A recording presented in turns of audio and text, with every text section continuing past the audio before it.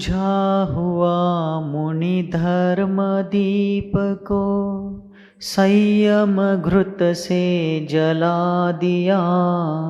उपसर्गों में संघर्षों में समता धर तप घोर किया।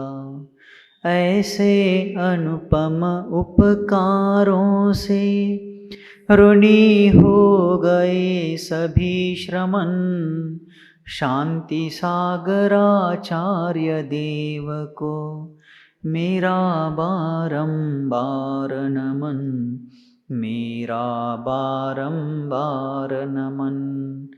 पंच परमेष्ठी भगवान की, द्वादशांग जिनवानी माता, चारित्र्य चक्रवर्ती, समाधि सम्राट, मुनिकुल पितामह, धर्म साम्राज्य नायक, 20वीं शताब्दी के प्रथम आचार्य भगवान श्री शांति सागर जी मुनि महाराज के, परम पूज्य आचार्य भगवान श्री विद्यासागर जी मुनि महाराज की, दीक्षा गुरु शांत मूर्ति वात्सल्य रत्नाकर गुरुवर आचार्य भगवान श्री सन्मति सागर जी मुनि महाराज, पूज्य आचार्य श्री वर्धमान सागर जी मुनि महाराज की, पूज्य निर्यापक श्रमण मुनिवर श्री धर्म सागर जी मुनि महाराज की, अहिंसा परमो धर्म की, आचार्य पदारोहण शताब्दी महामहोत्सव की,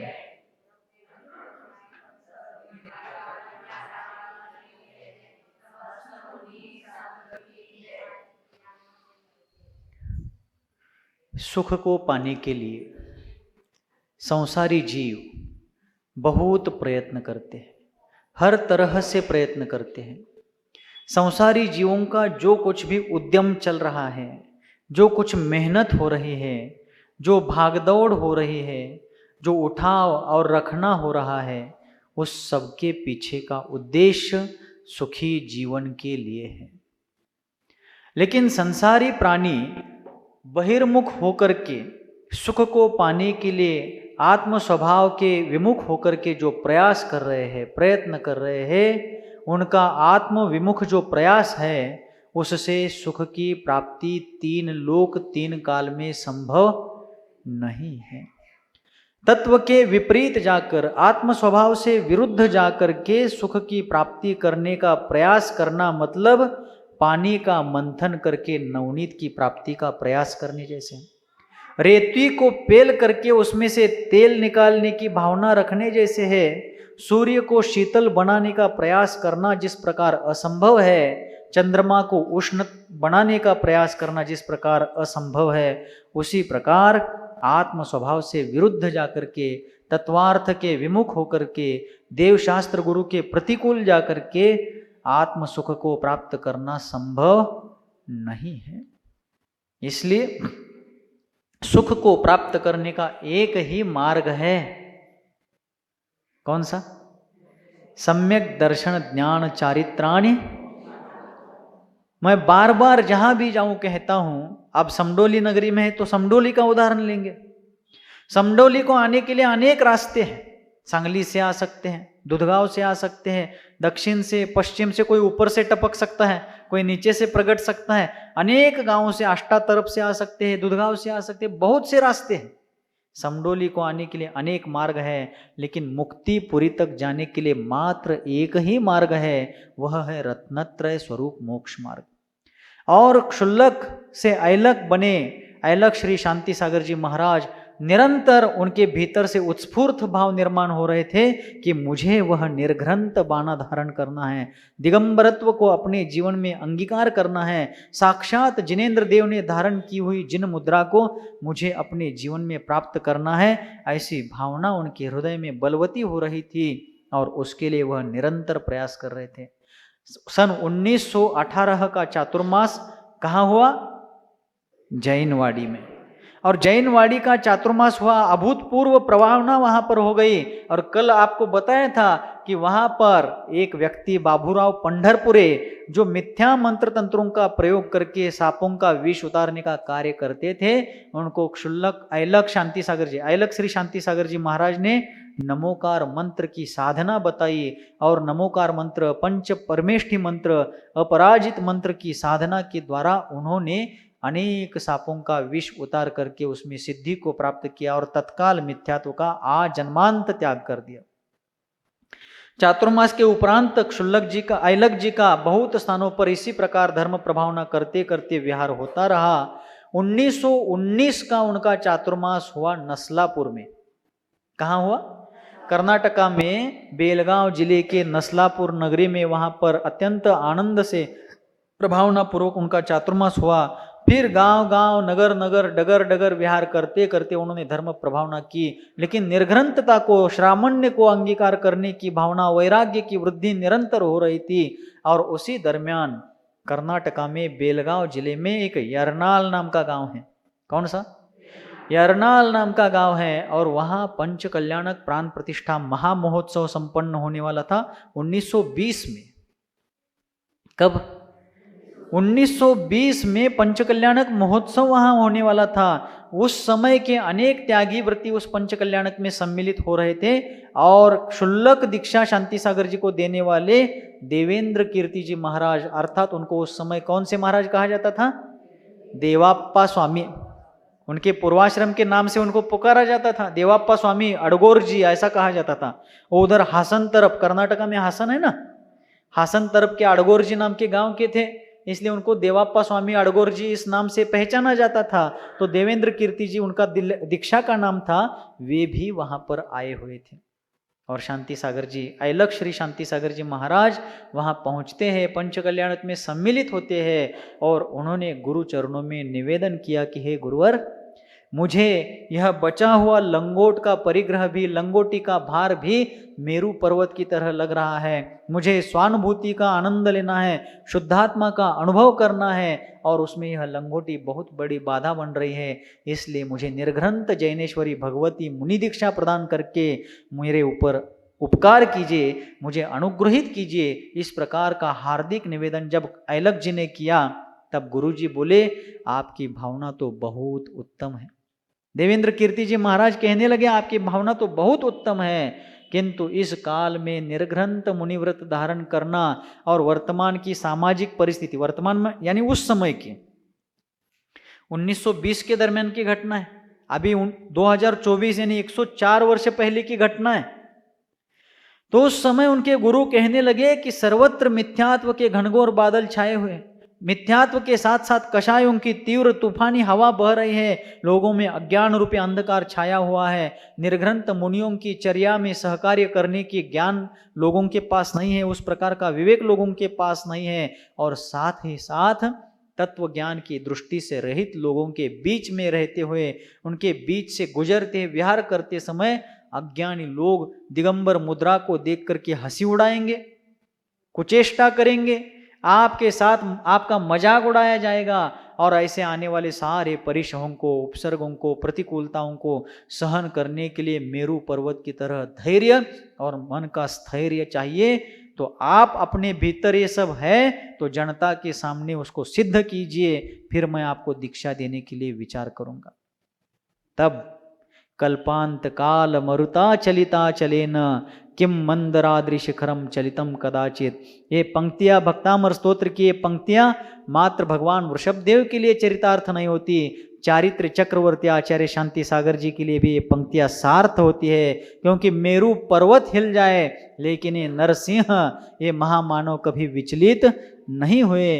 उन्होंने अपने मार्मिक भावों को जनता के सामने स्पष्ट कर दिया और गुरु से निवेदन किया कि गुरुवर, महावीर के महामार्ग को मैं कभी बाधा नहीं आने दूंगा, प्राण छोड़ूंगा लेकिन अपने प्रण को कभी नहीं त्यागूंगा। आप मेरा विश्वास कीजिए, मैं किसी भी तरह से आपके द्वारा दिए गए रत्नत्रय निधि का नुकसान नहीं करूंगा। ऐसा विश्वास उन्होंने अपने गुरु को दिया। और क्षुल्लक ऐलक पद की उनकी साधना की रिपोर्ट, उसका आलेख, चढ़ता हुआ आलेख उनके गुरु को पता था। उनके व्यक्तित्व विकास की, साधना विकास की सारी जानकारी गुरु के पास थी। और आज उन्होंने मुनि दीक्षा का जो निवेदन किया, उनके भाव, उनका दृढ़ संकल्प, इसको देख करके उस यरनाल के पंच कल्याणक के दीक्षा कल्याणक के अवसर पर, कौन से कल्याणक के अवसर पर? वहां भगवान जिनेंद्र देव का पंच कल्याणक हो रहा था और उसमें दीक्षा कल्याणक के अवसर पर बुधवार दिनांक 3 मार्च 1920 को, कब बोलिए,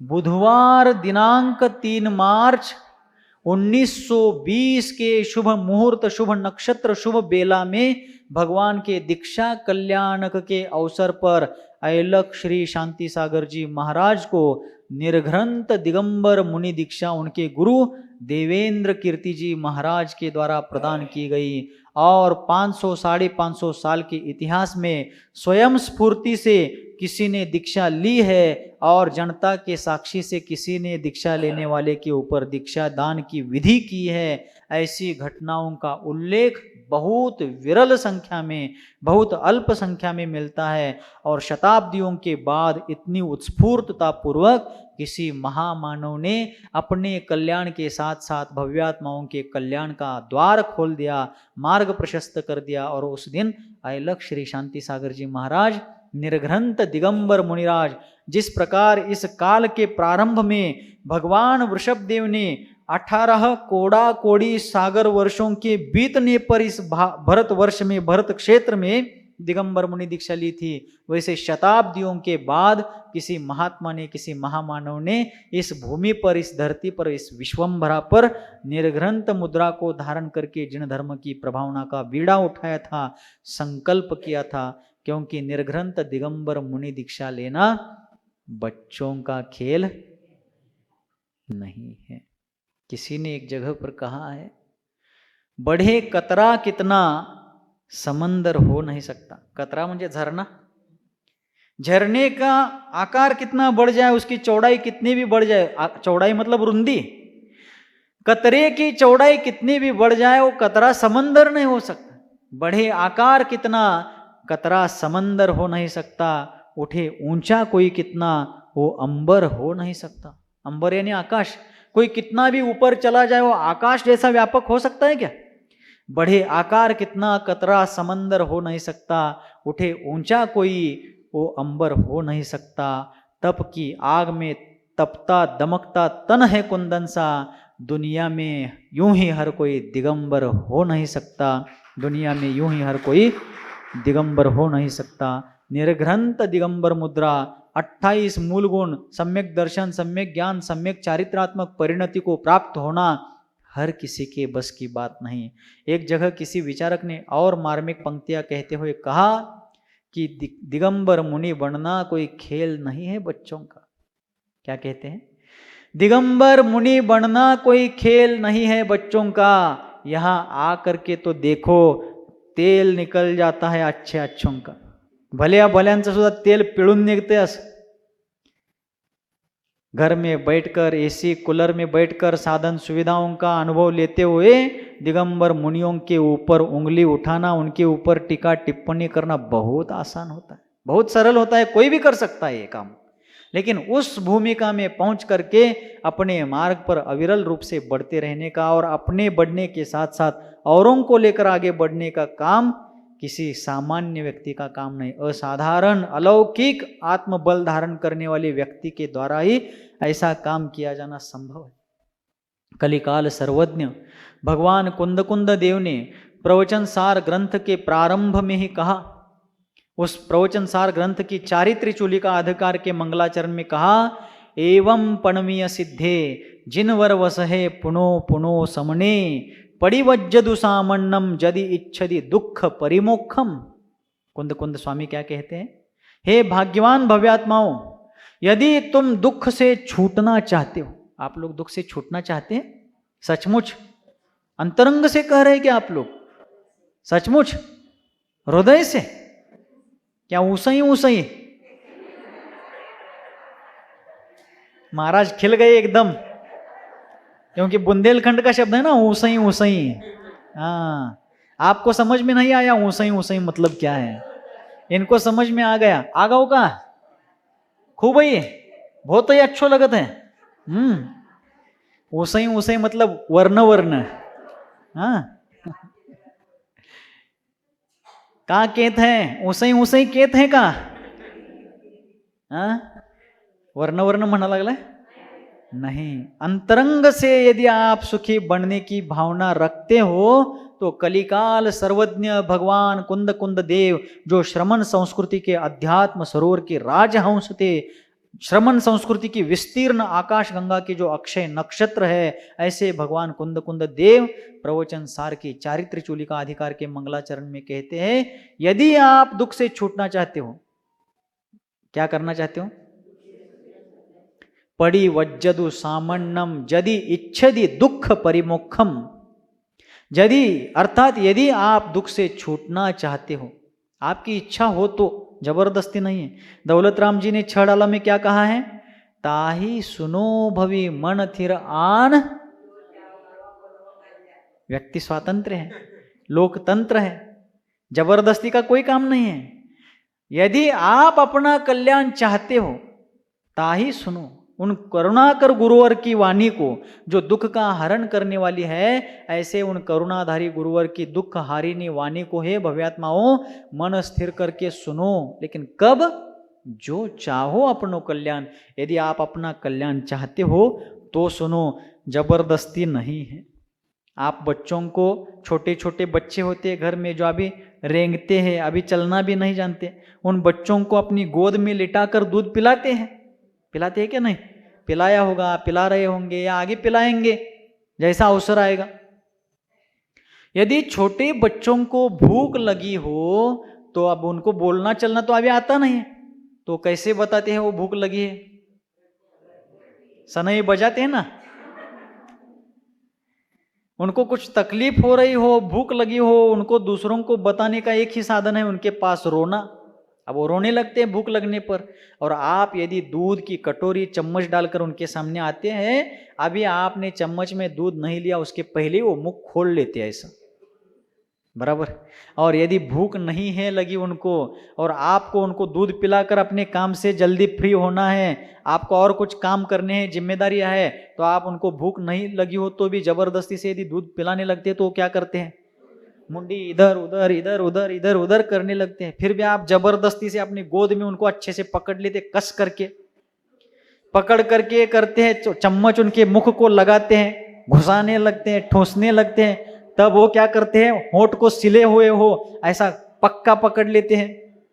फिर आप भी बहुत होशियार, अंततोगत्वा आप क्या करते हैं? भले भले लोगों को मुख खोलने के लिए आप मजबूर कर देते हैं, तो बच्चे क्या चीज है? तो बाद में आप नाक पकड़ देते हैं, नाक पकड़ते ही बच्चे मुख खोल देते हैं। अब आपने क्या किया? वो मुख खोलने के पहले चम्मच भर करके एक हाथ में दूध ले रखा है, चम्मच पकड़ के मुख खोलते ही तुरंत चम्मच घुसेड़ दिया अंदर। अब वो बच्चा भी आपका बच्चा है। माँ इतनी होशियार तो बच्चा कच्चा कैसे हो सकता है? वो भी बहुत होशियार, वो भी ऐसा ही दूध रखे रखता है। और आप चम्मच निकालती वो उगल देता है क्योंकि भूख लगी नहीं है। फिर आप भी और होशियार है तो आप भी चम्मच निकालते नहीं, वैसे ही रखते हैं अंदर।